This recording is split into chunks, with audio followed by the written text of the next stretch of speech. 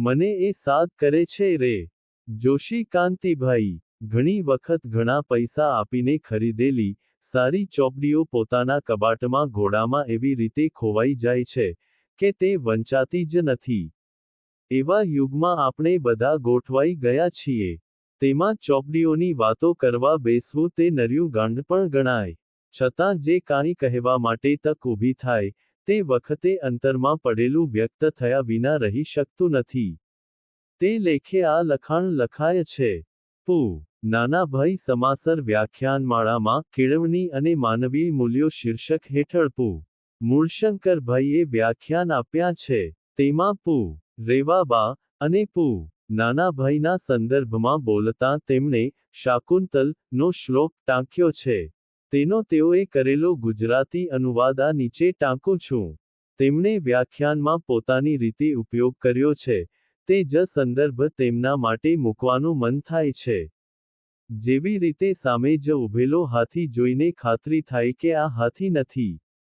તે ચાલવા માંડે ત્યારે થાય કે કદાચ આ હાથી જેવું કાનિક હોય, પણ એ ચાલ્યા ગયેલા હાથીના પગલાં જોયા પછી ખાતરી થાય કે એ હાથી જ હોય. આવા પ્રકારનો મારો, રાજા દુષ્યંતનો, મનોવિકાર શકુંતલા વિશે થયો.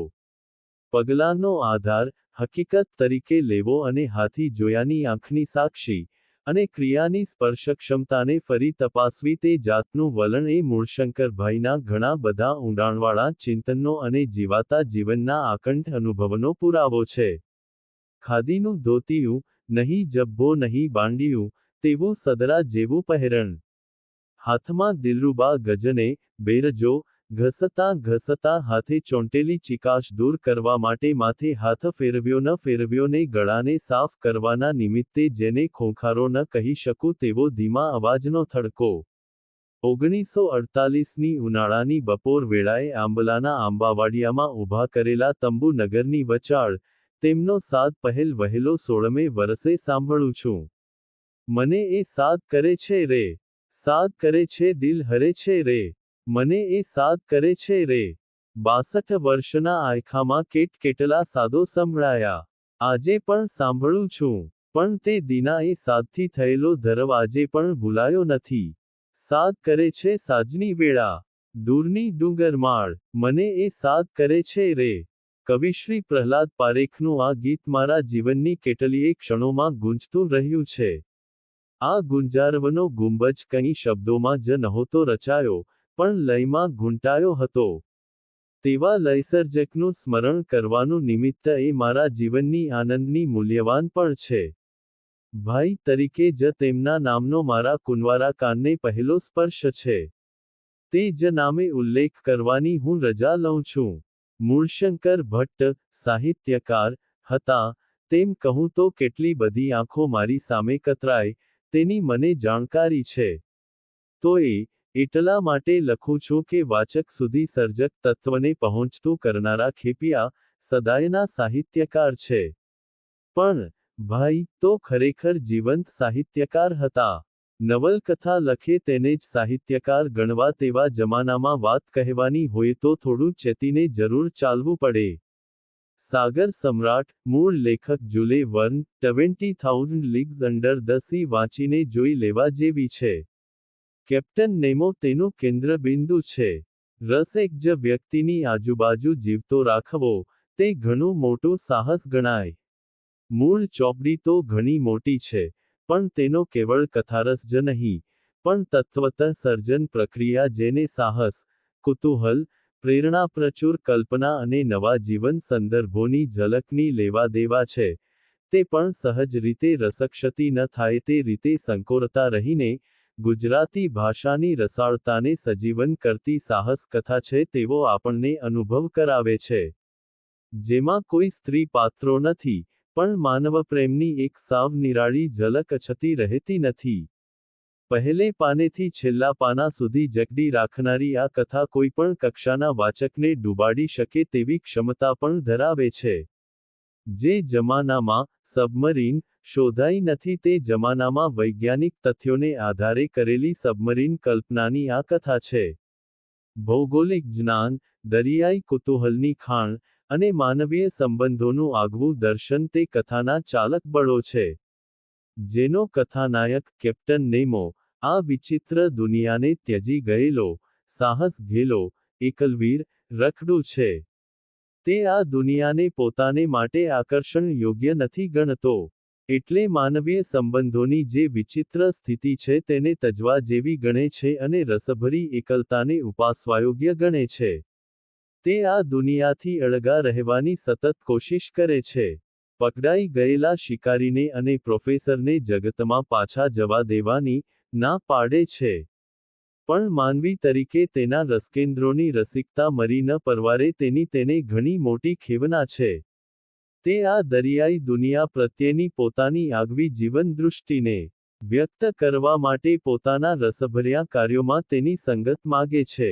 કેવો રસિક આદમી! સબમરીન, જેને તે નોટિલ્સ કહે છે, તેમાં તેની પ્રયોગશાળા છે. દુનિયાના બધા રસના વિષયોમાં પ્રવેશ કરાવી શકે તેવું પુસ્તકાલય પણ છે. પણ માનવજીવનનો આ સંદર્ભ પસંદ કરનાર ભાઈ કંઈક આવા જ માતબર છતાં સદાય મૂગા છલોછલ રસભરપૂર આંતરજીવનની પહેલી જેવા આદમી હતા. તેથી તેમની પસંદગી આ કેપ્ટન નેમો ની ઉપર ઢળી હોવાનો સંભવ નકારી ન શકાય. આવી ચોપડી અનુવાદ માટે પસંદ કરવી.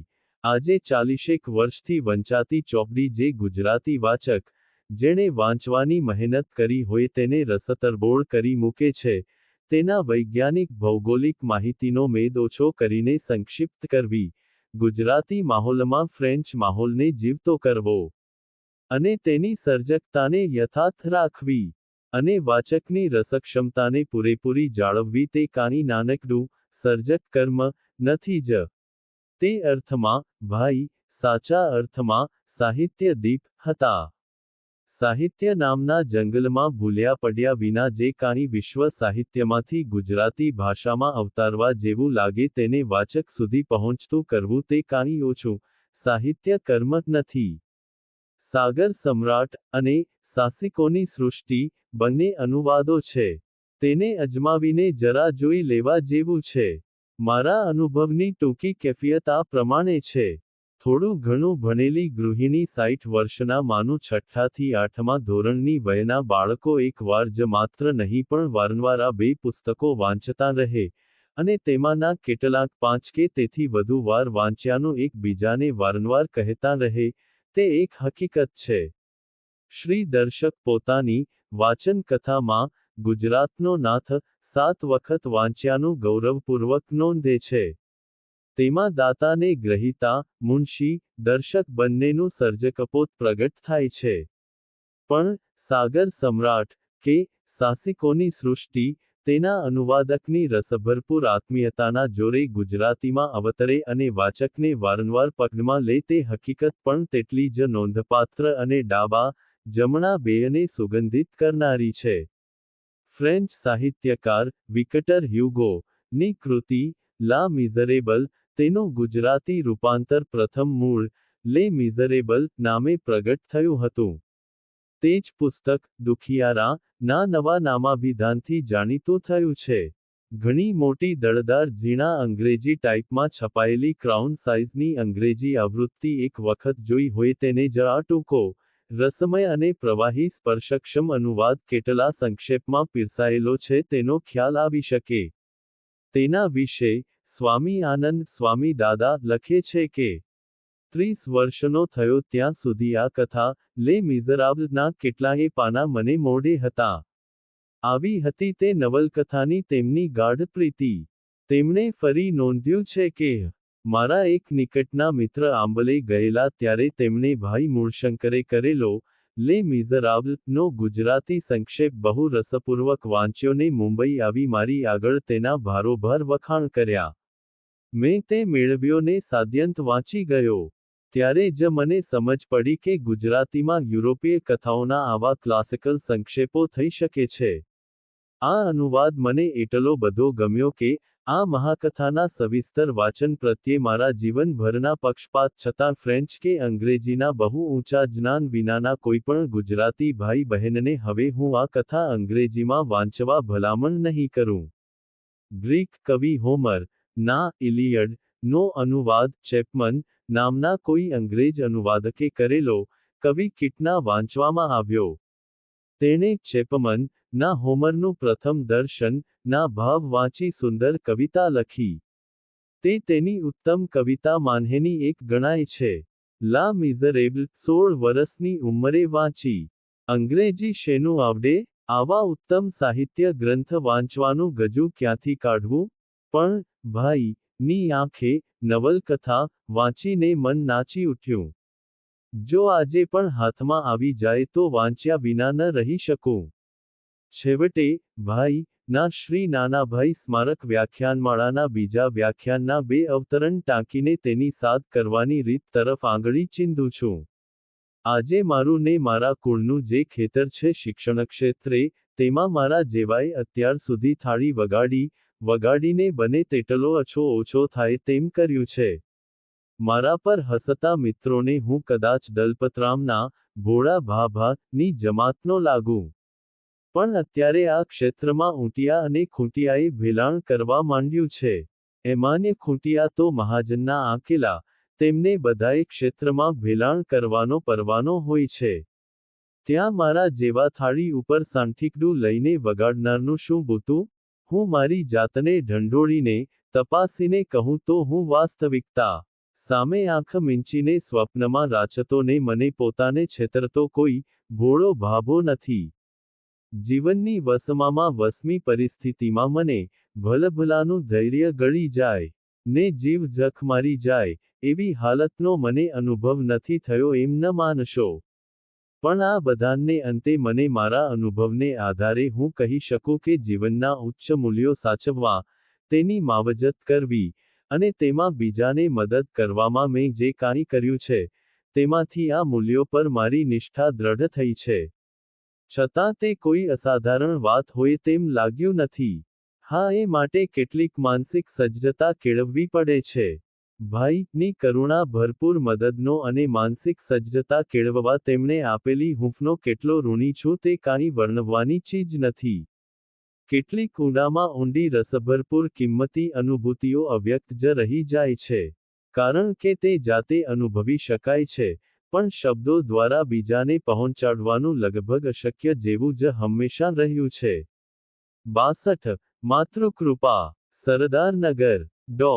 જોશીનું દવાખાનું, ભાવનગર.